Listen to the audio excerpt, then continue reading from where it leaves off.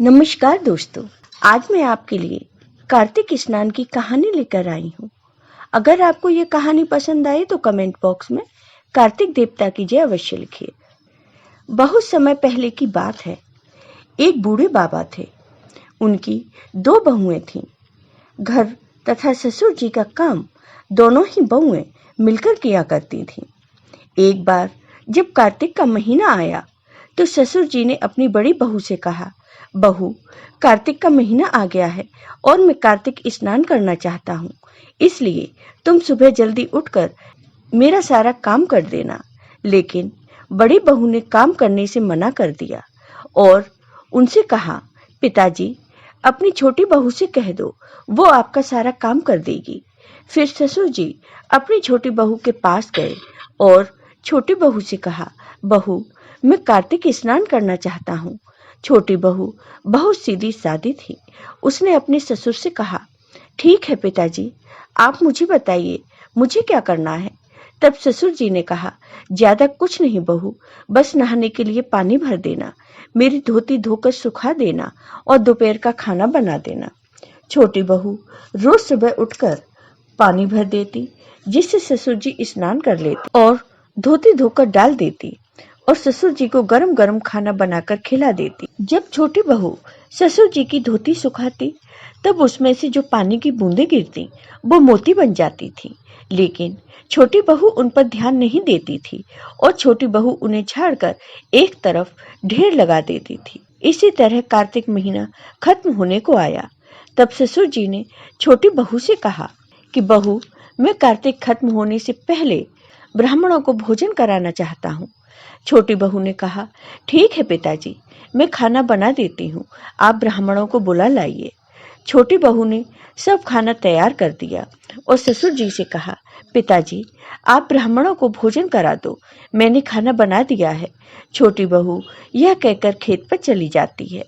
वहां वह चिड़ियों को देखकर सोचती है कि पिताजी कार्तिक महीने में ब्राह्मणों को तो भोजन करा रहे हैं और इन चिड़ियों को एक दाना भी नहीं खाने देते।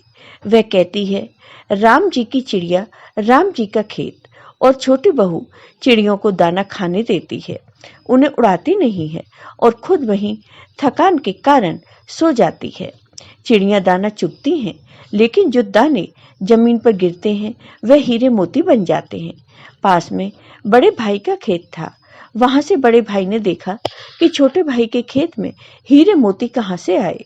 यह सोचकर वह अपने पिताजी के पास गया और पिताजी से पूछता है कि पिताजी, छोटे के खेत में हीरे मोती कहाँ से आए, इसका क्या कारण है।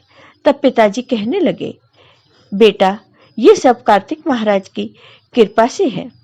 फिर बड़ा बेटा अपनी पत्नी के पास जाता है और उसे सारी बात बताता है।